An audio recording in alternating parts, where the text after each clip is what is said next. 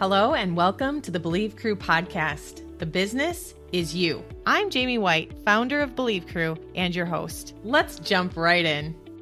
Welcome to today's podcast, Business is You with Krista Morrissey. And Krista, like always, I like to have business owners themselves tell us more about what they do and anything that you're willing to share with us. Excellent. Glad to be here, Jaime. How did you get started? I was in the corporate world for a lot of years, and I really always focused on building the team or the people first.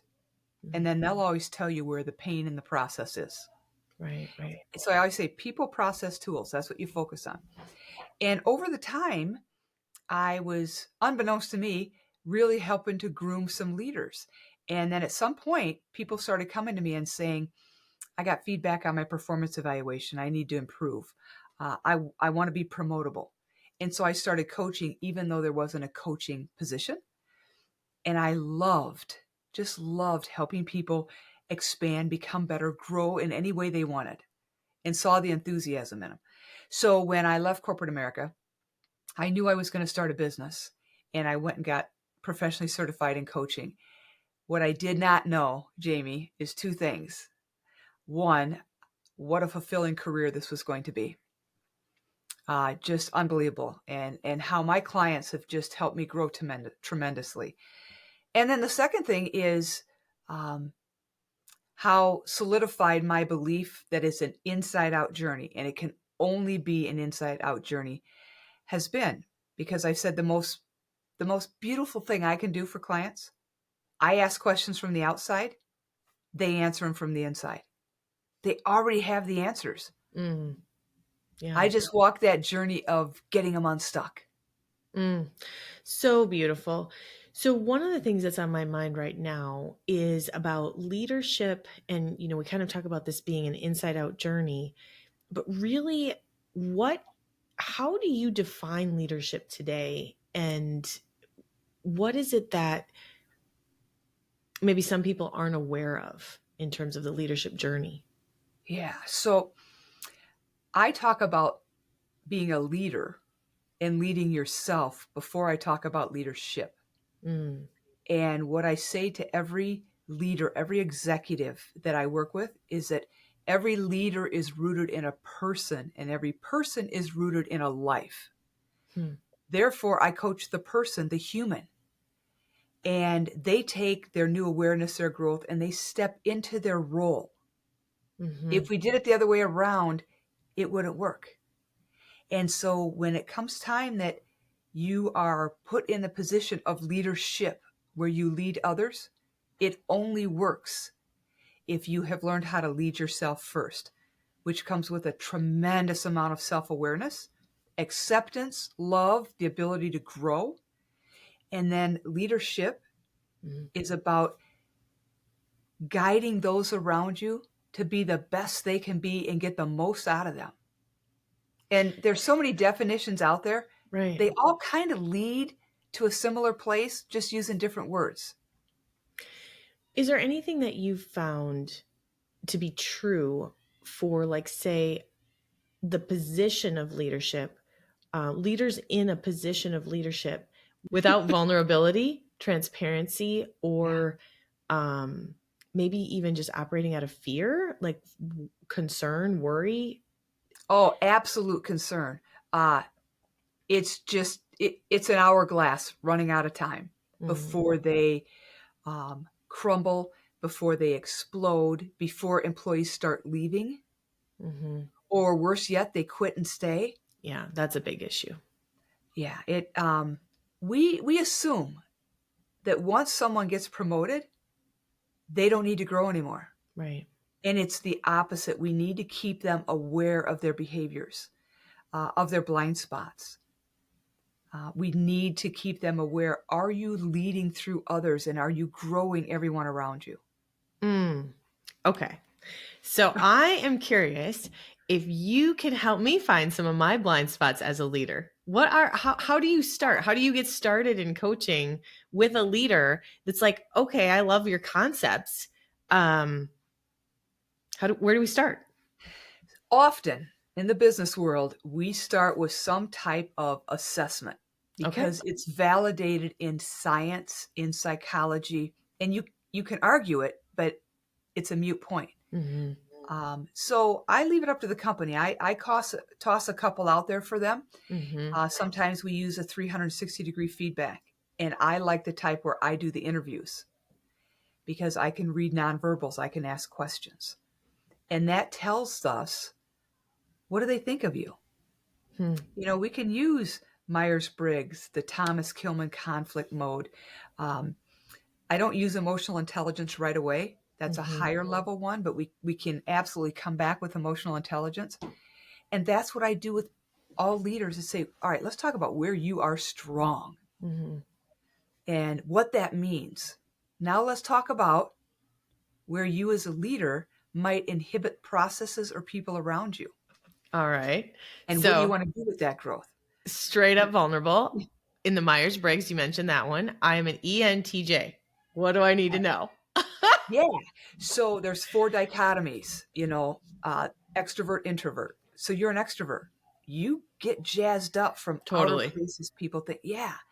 Um, but you can be overbearing Hmm. to the introverts. Um, they don't engage, and so you just keep talking Yep. because, like now, you're nodding at me. Yeah. So if I'm an extrovert, I'm like, oh my gosh, she wants more. Yes. Yes.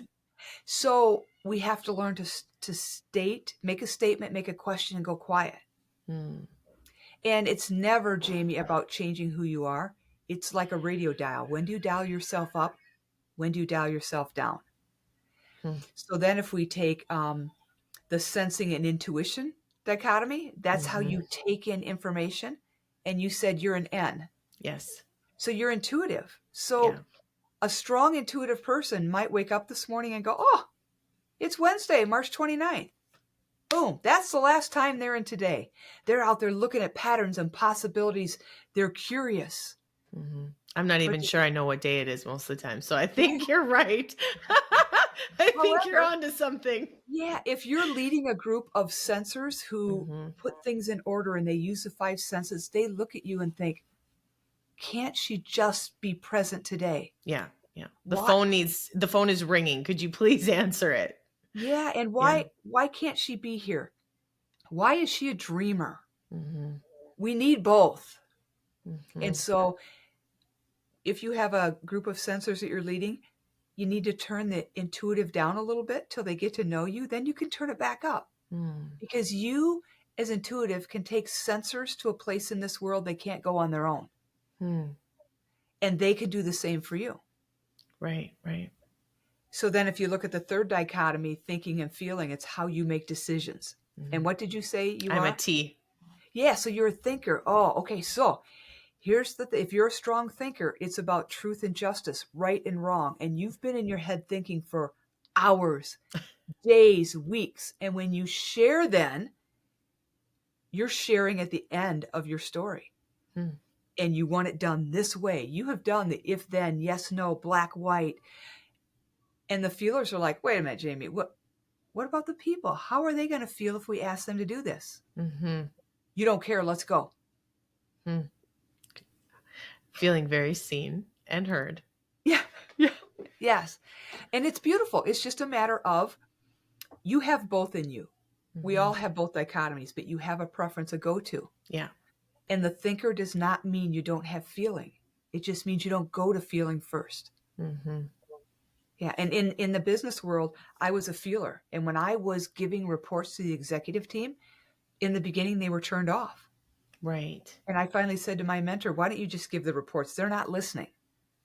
And he said, know thy audience. Hmm. And I went, huh. He said, you're leading with the heart. They're thinkers. So then I went in and I would give the report with the data and the analysis and the timelines and say, here's where we got two options Yeah. with all of this. Which option is appealing to you with where you want to go? They'd answer that. And I say, okay, now let's talk about the employees that we're going to ask to gather this data. Mm-hmm. It doesn't mean anything to them. Therefore, I don't think they'll gather it. How do we turn it into something meaningful for them? Then we bring it back to the controller, let him do his magic and turn it into the analytics that you want. Mm-hmm. And then they listened. And I was like, huh. There Wow. is Same something, people. same people. You changed your communication style. I did.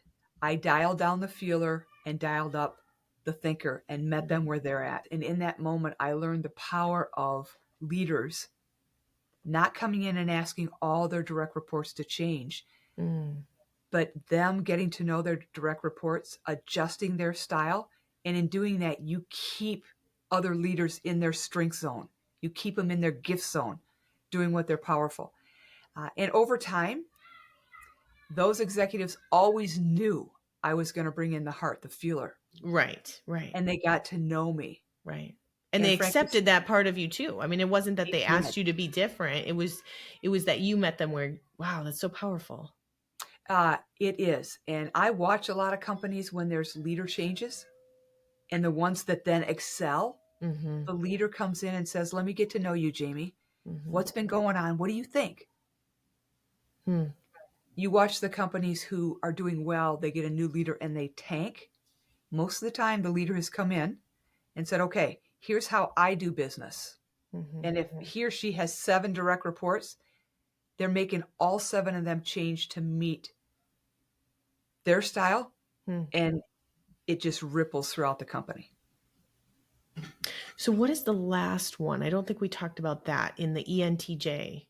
Judging and perceiving. Mm-hmm. And this is what the outer world sees when they look at you.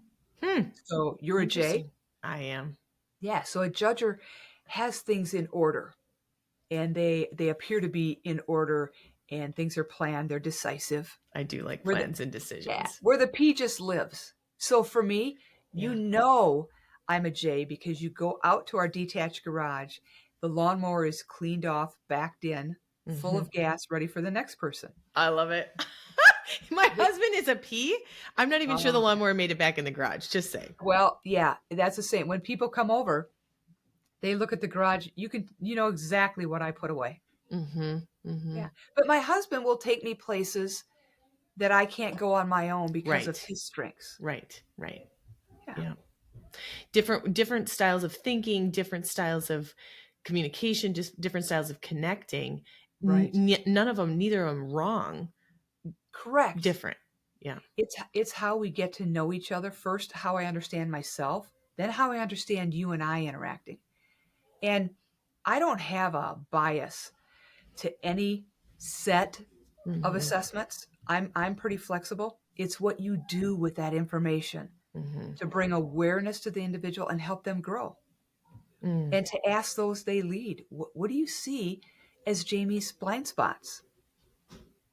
Hmm. So let's dig into that a little bit. How do you, is the primary way that you find blind spots by asking those around the leader? Is there another way to find blind spots specifically with the leader? Um, the quickest way I know how is to do the 360 Okay. feedback assessment or sit and have a conversation. We recently did it with medical providers. We did an assimilation exercise where we asked the people around them questions and they sat and listened to the answers. Hmm. Or you can do the more private 360-degree feedback. You can pay for an assessment. Mm-hmm. So what types of questions did you ask in that live version? Yeah, so it's different for every group, but for this one, it was so I would say, all right, all of you, we're here to get feedback on Jaime White. Mm-hmm. The only way we're going to help Jaime is clear, candid feedback. There's no judgment, and we know all of it won't be accurate, but we're Mm-hmm. listening for patterns. And the So leader first, and the leaders in the room or your for the assimilation exercise, the leaders in the room, they wow. can't participate. They just listen. Wow. And we say, okay, what does Jaime do well? Wow. And then how does Jaime inhibit this team from performing at its peak? Wow. There might be questions around what does Jaime say or do that is interpreted as disrespectful? Yeah. Yeah. What would have to change in Jaime for you to continue to follow her? Then I always ask, what do you own in this situation with Jaime? Right. Because it's never all you. Right. And whatever the answers are, whether they're Good answers, no answers, it tells me about the team. Mm-hmm. And Yeah, and then, then how comfortable they are opening up can yeah, show you whether or not they feel safe in the presence of the leader. So literally whether or not they're answering the questions doesn't even matter sometimes. I mean, it's giving you answers either way. Wow. right. And I'm really watching their nonverbals. And Right. I'm watching the leader's nonverbals. And then I say, if this was a center of excellence and you would follow Jaime no matter what is the reason you will follow her? Wow. And how does she behave in a way that says, I'll follow her to the end? What are some of the answers that you expect or that you end up getting there? So I don't ever expect answers because then Okay. that will taint how I listen. Yeah. They have run the gamut, Jaime, from I'm just going to give some short answers to I'm just going to let it all rip. Hmm. And sometimes I ask clarifying questions. Right. Right. But it just takes one person to want to be vulnerable and step into answering truthfully, and then the rest follow. Hmm. Yeah. So then you end up finding even the natural leaders in the group, right? Whether they have a position of leadership because they're the ones that are kind of stepping up and sharing Right. vulnerably. Yes. And I listen to the patterns in the words and the words they use. Are they giving feedback on Jaime because they care about her and they want this to work? Are they giving Mm-hmm. feedback on Jaime and they're daggers? Mm-hmm. And the big question for me is, what do you own in this scenario with Jaime? Yeah. And that's it. And I listen and wait for answers. And sometimes there's a lot of silence. And it tells me the level of self awareness. It tells me where do we need coaching? Where do we need group work? Yeah. The power of the pause. Yes. Yes. So I used to be one of the people that was more in blame, coming from a place of I'm frustrated. They need to change. And um I'm glad that you weren't leading anything. No. in the company when I was in that place. It's like I can hear today I could hear differently the things that I was saying that would have been so obvious to somebody else that was not obvious to me. And it would have been very, very healthy to have somebody else that had more of a healthy perspective to be able to hear and see my blind spots. Yeah. Well, and it's I, I've gotten a lot of compliments for my work, and I say, well, it's easy when you come in as a consultant and as Mm-hmm. a coach because you can call the baby ugly. You can be candid to the point. I can say things that internally they won't say to each other, or I can get them to be Mm-hmm. honest internally. Jaime, what was the tipping point for you? That is a really good question. The tipping point for when I decided to no longer come from a place of blame, is that where you're kind Yes. of Yes. uh so I think it was a mix of personal, like physical pain, feeling exhaustion Yes. in my body and knowing that something needed to change. And then as I started to um give myself space to heal that physical pain that I didn't realize was, me out of alignment in other ways. Uh, then I started to engage more in this idea of leadership development and coaching and hired a coach that heard me saying things that I didn't know I was saying. And so it was that mix of, I don't think I did it with the motivation of I want to stop being frustrated and I want to stop blaming others. I think I did it from the motivation of I want to stop being exhausted. Oh, yeah. And it is exhausting. Here's what I say to clients every day. First, you have a thought, then that thought triggers a feeling Mm, because you've told yourself a story, and that feeling will lodge itself somewhere in your body. And everything is energy. So that's energy. And if it's a negative thought, you have this negative energy. And so when we carry our feelings, we become a one person theater show because our mm, body acts out what we carry. And mm. if we just keep packing it away, it gets heavy. Yeah. And I've been there where you're just exhausted. Hmm. And then when you get exhausted, you become defensive. Your guards are up. You're looking, I don't have the mental, emotional, or physical capacity for anything else. Right. So Right. I'm looking for what's coming at me because I want to stop it. Mm. And we don't perform well when we're on the defense because everything is coming after us. Hmm. You're really helping kind of bring me back to that place that I was in and just kind of create awareness and sit with that. Um, and I think the thing that I look back and, you know, recognize that I need to even forgive myself for is the way that others were impacted by the fact that I hadn't been um, taking care of myself enough to even know that I was the Right. problem. Yeah. Like, Right. um, because my exhaustion and my pain then is spilling out into others, and Right. um, Well, others are Jamie, impacted. let me tell you, I have done, I have gone back to people Hmm. because that's what I needed. Hmm. That's not always what they need. And it did not work out well with a few people Hmm.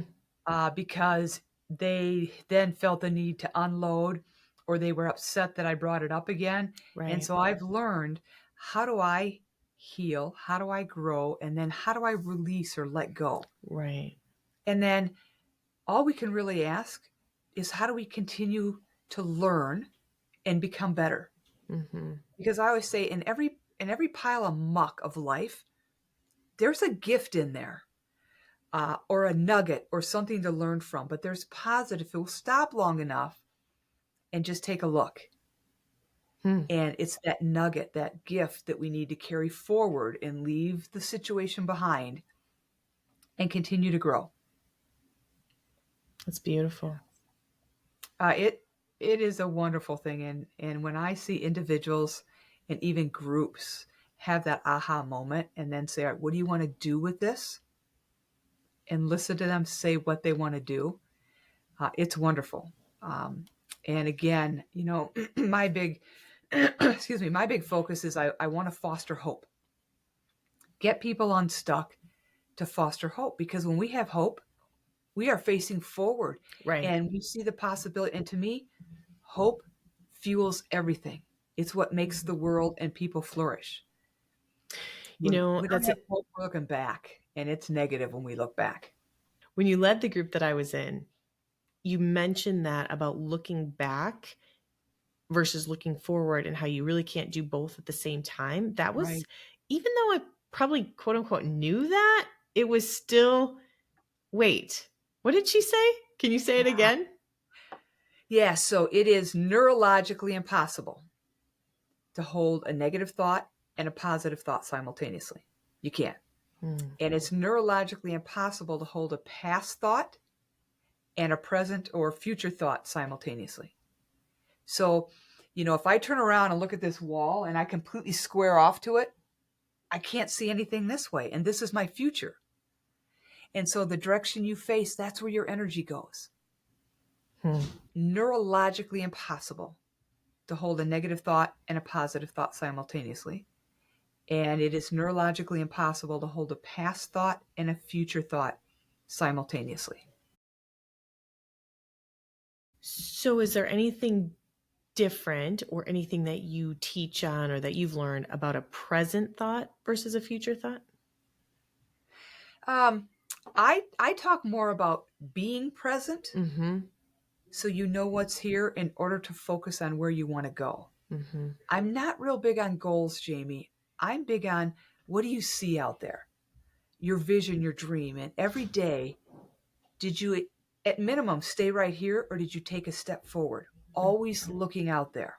Mm-hmm. So if you and I were coaching and I'd say, Jamie, um, imagine the next version of you or the version of you that you want. Yeah. And I'd have you visualize it. I go, okay, where is she? And you'll say, she's out there. I want to become that Jamie. Well, then that's what we focus on each session.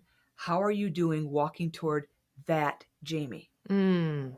So that's beautiful. So for me, this year is about becoming more of a speaker. and being on stage. That's the vision. Awesome. Like I currently have a stage with podcasting, but it's different, right? And yes, over the last year, I've learned that I love being a podcast host. I get to ask a lot of questions. And I've also recognized that a growth opportunity for me is to be more of the guest, or to be even more vulnerable is to be someone that can actually speak um, authentically without having somebody else on stage with me. And I can see that this is my growth opportunity. And yet I run into some invisible walls. Wow, yeah. So have you ever visualized yourself, what you look like speaking on stage? I have definitely tried. And what I mean by that is, just even thinking about small things like what would I wear? What would it look like? Recently, I did visualize it, and I was able to work through some of the things that came up, some of the fears that came up. Like one of them was because I love to be barefoot and I love to be in a dress, and I want to be authentic to me on stage. I don't want to, Yes. think, oh, well, this is what I should look like if I'm going to be on stage. And um it's a little bit it was a little bit hard to be barefoot and, and like it's okay, right? Like accepting Yes. that, letting go of, what might some people think of how Right. I'm planning, how I want to show up. I mean, if I'm going to be a speaker, I want to be authentic to me. And the other thing that came up is like, I don't want to do tech. Like I see other people do presentations and they've got this or they've got that. They've got this tech, or they've got, you know, again, working through the shoulds is right now helping me really embrace saying, I'm already a speaker. This is the type of speaker Right. that I am. Okay, that's where I was gonna go. You are already a speaker. Will Right. you truly step on stage as the true Jamie White? Mm-hmm. Yeah. Because It's no one else getting, can do it like you. yeah. So go out there. There are people out there that need you. And Jamie, I have never truly fit in terms of apparel, in terms of style. But one thing I can guarantee you, what you see is what you get. And every day I show up Krista. Right. And it only took about 3 years. And I actually had women say to me, it is nice to see you being comfortable, being so casual. I wish I could be that. Mm-hmm. I Mm-hmm. can't be anybody else. I can't put on the 3-inch stilettos and a dress and go What? on stage. Yeah. First, I'll probably get a nosebleed. And then, and then I couldn't stand and I Mm-hmm. wouldn't be comfortable. There are fears that I know are based on the shoulds, Right. and just kind of breaking down each one of them and acknowledging, how am I called to show up on stage? And so for me, podcasting, it's very discussion style. And so Right. I love that back and forth. I love to be curious. I like to ask questions. But then over the years, I'm looking back and I'm realizing, when I was on other stages, besides being a podcast host, um, if I was in a panel discussion, I actually tended to wish some of the other panel people would go away. so Yeah. so I'm like, there might be a little bit of a sign that I am actually Yeah. called to be on stage by Right. myself. Like, let's look at the facts. Right. Yes. The fact is, I have held a microphone before. I have, given a quote unquote organic speech, something from the heart for 3 to 5 minutes in the past in front of hundreds of people. I've already done it. But yet there was a piece of me that still didn't want to say I am a speaker. Like I'm still Mm. in that, that on that wobbly bridge between believing that I am a speaker and being able to see and really embody that, versus like why do I think I'm not? Why do I? Okay, that was my question. Yeah. What's in the way of saying I'm a speaker? Okay, so the next thing in the way is um, knowing my titles, my speaking titles, that they would be interesting to somebody, making sure that, again, they're in alignment with me. Let's see, what else is in the way of, Well, so yeah, go Jamie, ahead. your speaking titles aren't what Mm, attract people. You Mm. are. Oh, this is interesting. Your title just gets them to say, "Oh, who is that? Oh, it's Jaime. Oh, it's Jaime White. I'm going to that." Yeah. Okay.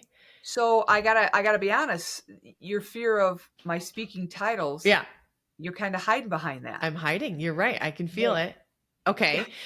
So if I let go of the title, then it's like, well, what are they coming to see? What is it that I'm talking about? How do Well, I? yeah. So it's not the title. What's the message? Mm, There's a message from Jaime White. mm. There's some knowledge, some wisdom that you have that you want to transfer to give to them. And they absorb it at the depth and breadth that they're ready. Okay. So my mind immediately goes between this mix of ideas and concepts and message. So how do you help me get to the bottom of the message that I'm called to share? Hmm. You tell me right now, what's your message that you're to share? Yeah, this is hilarious because I am a good coach and I like to ask good questions inside Belief Crew. They've kind of found that the solution to the problem is to turn around and ask me the same question that I just asked them. So I Oh, feel yeah. like that just happened. Okay, yeah. Yeah. Where you're like, wait, I already know Because this. in answering that question, you might scratch the surface on Hmm. your purpose. Why are you Hmm. here? Hmm.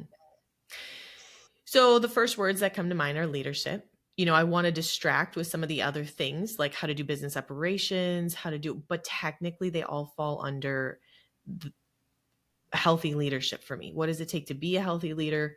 And what does a healthy leader look like? I don't know. That's what's Why do you coming up. why do you care? Hmm.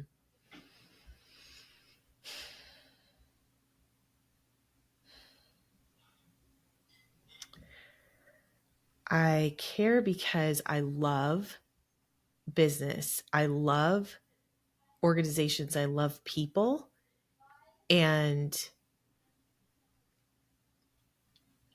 I once was a toxic leader without realizing it.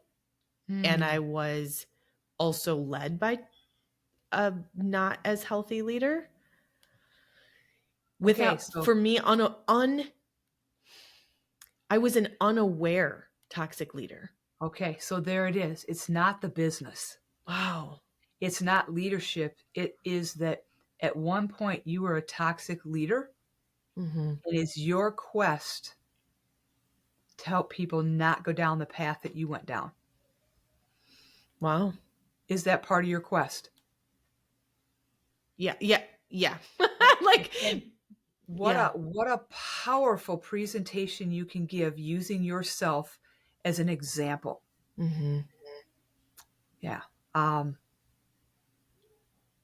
and Wow. yeah, how beautiful, because that's the drive. That's your purpose. It has you going toward that, Jaime, is to say, I want to give people what I didn't have, Hmm. or I want to make people aware Hmm. of what can do damage. Right. Right.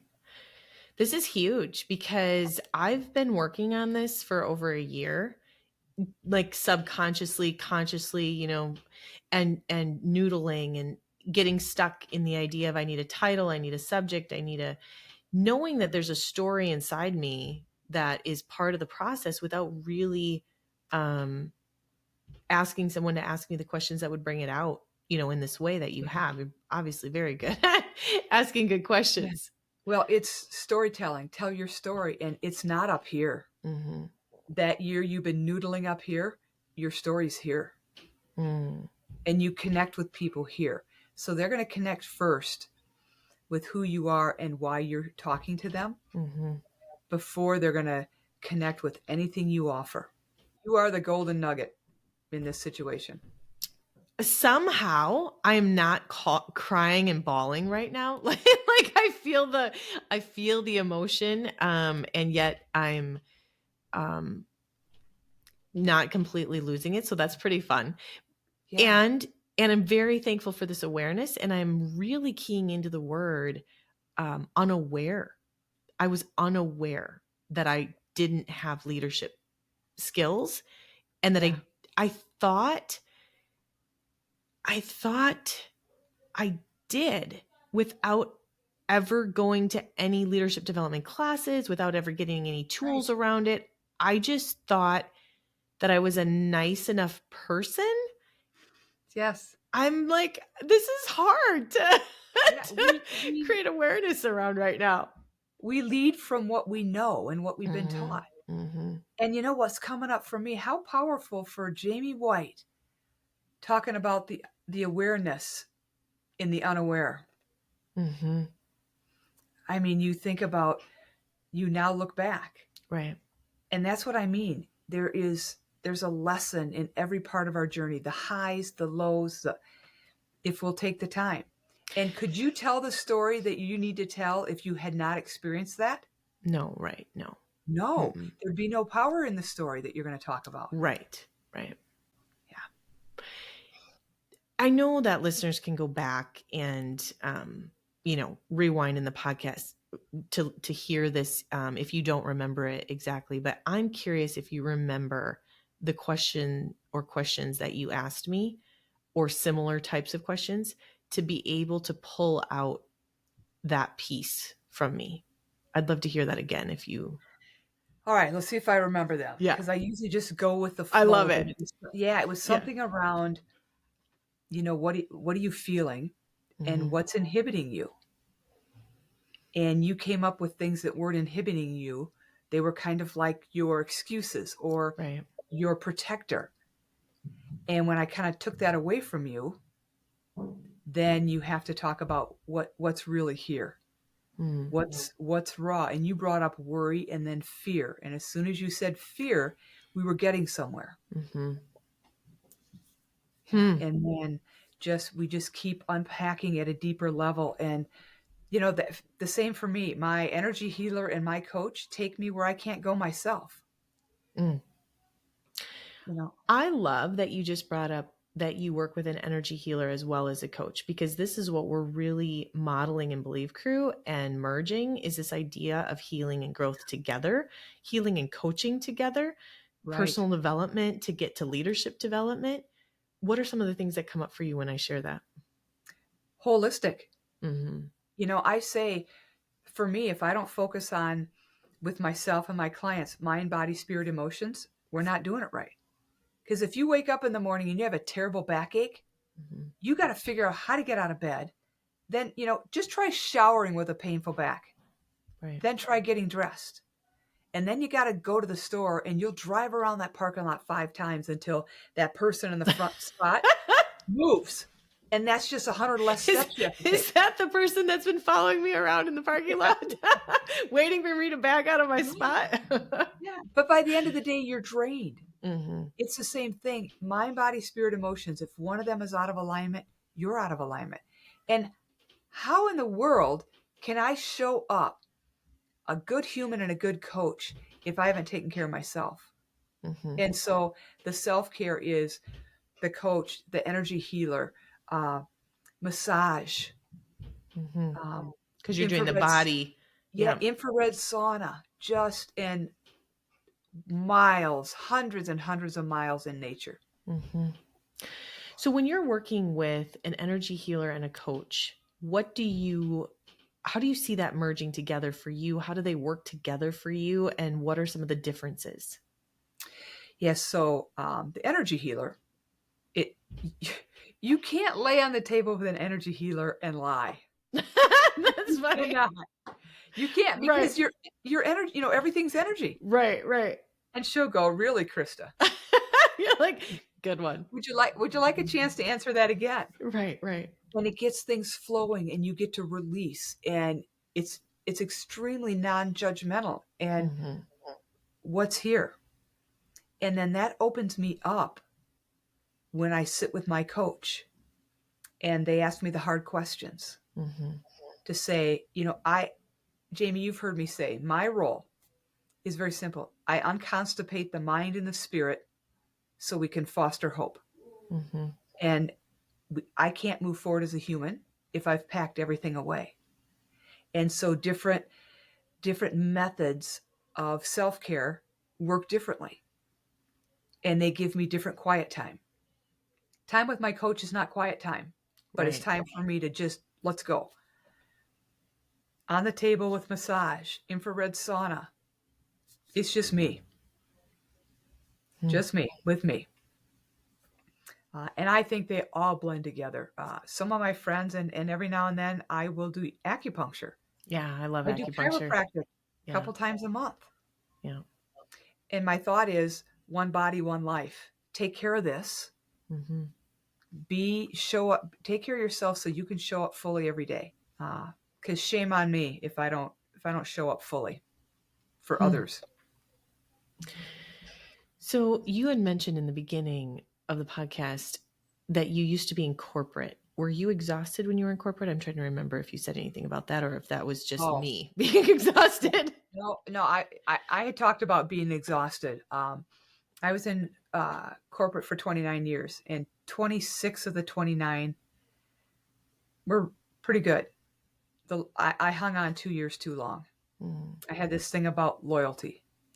And, I was hired by this company as a farmer and an athlete with a college degree. And I got to see the world. But I was exhausted, and I didn't realize till I left that all of Krista didn't get to show up every day. There was parts of me that had to be the role they wanted me to fill. I love now. I just get to be me every day. And there's people who want more of me. There's people who say that was fun. mm-hmm, I don't I don't know if I'll see her again. And then there's mm-hmm. those people who are like, no thanks. No thanks. Yeah. Well, Jamie, that's the same whether we show up ourselves or we fake it. Right. Same So answers. Mm, same answer. So just be beautifully you, and have your intent to do no harm. There are people out there who need you mm. because you're the only one that can give them what they need at a certain time in their life. So be there and be ready. That's so beautiful. Is there anything else that you would love to share that's been left unsaid? I would love to end the way I always do, that we as choosers have the right to choose. But once the choice is chosen, the choice controls the chooser. Wow. So choose wisely, because Thank that you. is the way your life will go. Thank you, Thank Jamie, you. for what you do. Thank you so much. This was beautiful.